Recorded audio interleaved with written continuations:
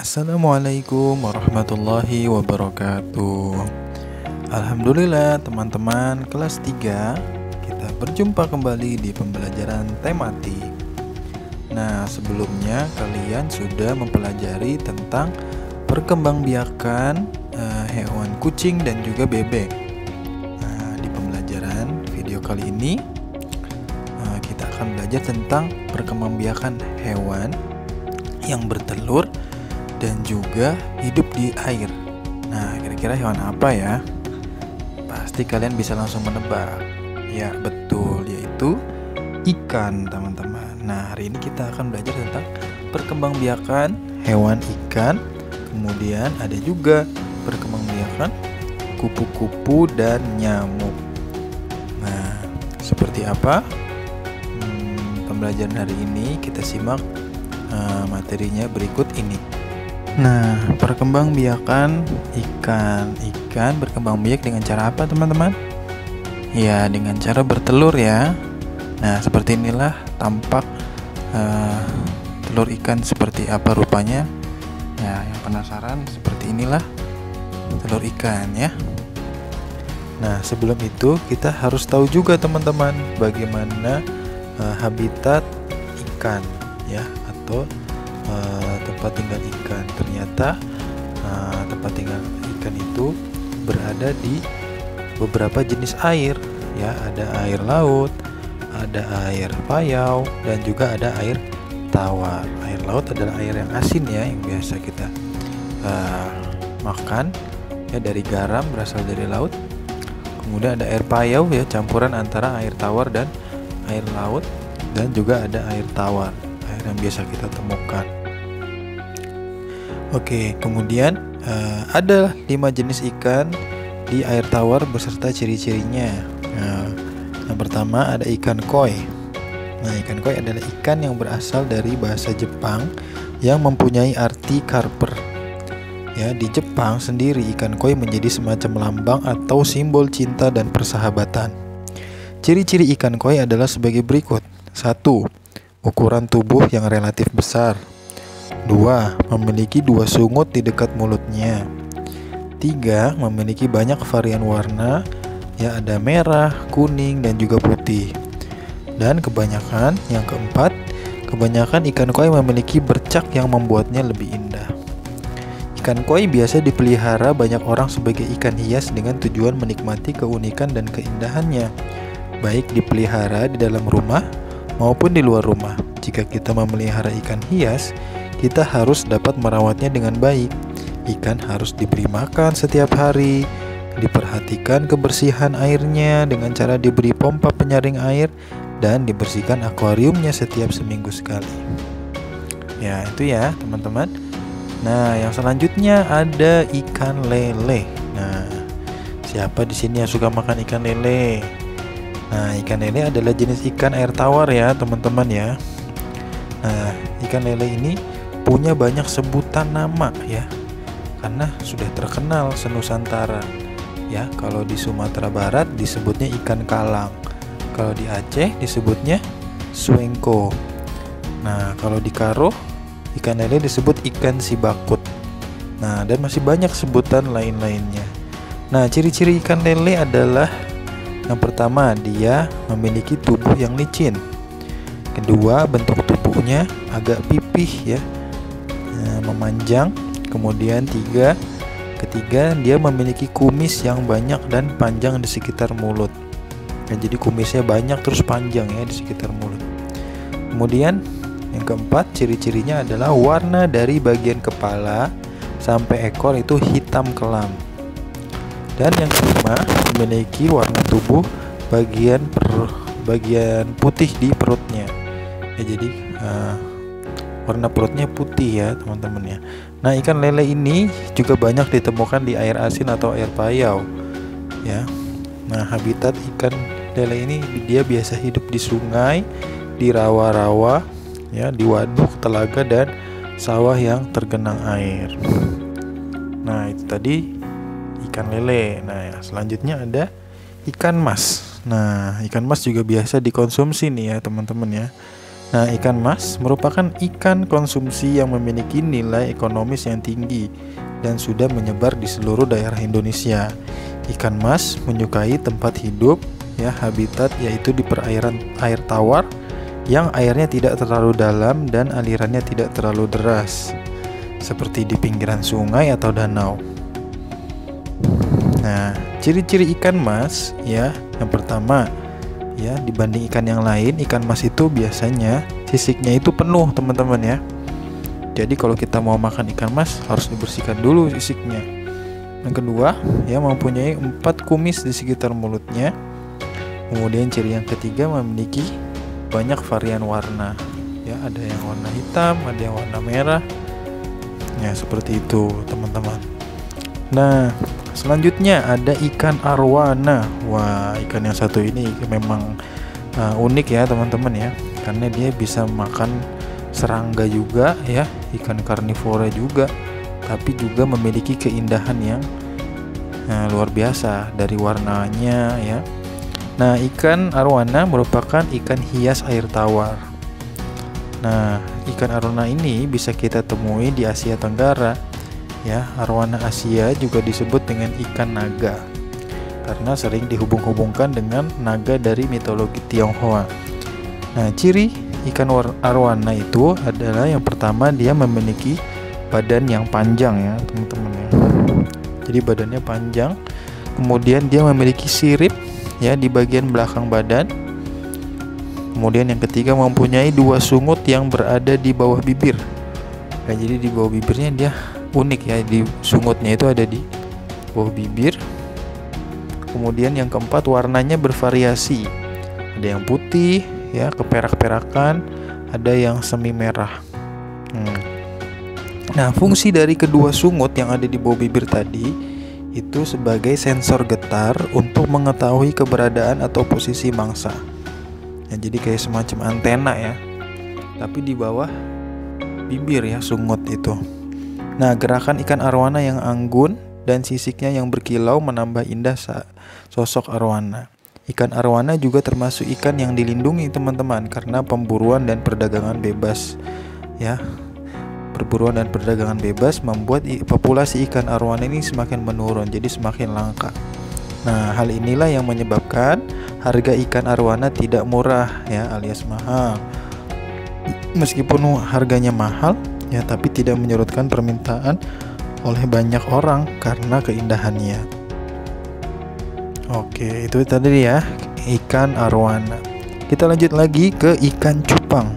Nah, pasti kalian sudah biasa, ya, melihat ikan yang satu ini, ya, dijual di pinggir-pinggir jalan oleh tukang ikan.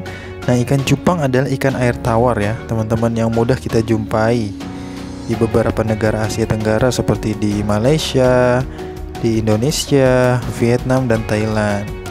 Nah, ikan ini memiliki bentuk dan karakter yang unik dan cenderung agresif dalam mempertahankan wilayahnya. Ya kan, kalau kita lihat ikan cupang sering beradu, ya, dan dia bagian kepalanya itu seperti apa? Insangnya itu seperti terbuka, ya, agresif, ya, teman-teman, ya. Nah, itu yang pertama. Ciri-ciri ikan cupang, ya, yang pertama, dia memiliki bentuk sirip dan ekor yang menjumbai panjang. Ya, ada yang kayak rambut, ada yang mirip kain, ya, pokoknya menjumpai panjang, ya. Nah, kemudian struktur tulang sirip dan ekor menunjukkan karakteristik yang khas. Ya, siripnya khas banget, teman-teman, ya, panjang menjuntai gitu, ya. Nah, yang ketiga, warna tubuhnya terang alias tidak kusam. Yang keempat, memiliki varian warna yang menarik dan atraktif. Nah, ini yang biasa menjadi daya tarik ikan cupang nih, karena dia warnanya unik-unik, ya, dan bagus-bagus.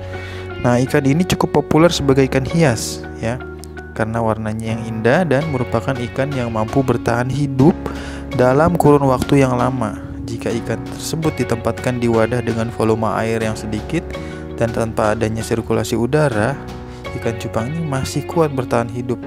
Ya, beda dengan ikan-ikan yang lain. Wah, jadi hebat banget nih bertahan hidupnya ikan cupang, ya.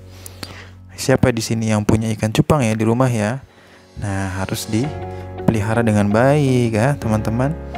Nah, oke teman-teman, itu tadi materi tentang perkembangbiakan ikan, dan juga kita sudah mempelajari tentang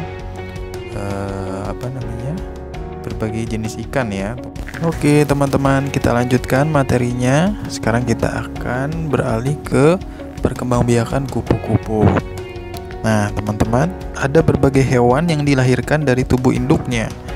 Anak-anak hewan memiliki bentuk yang mirip dengan induknya.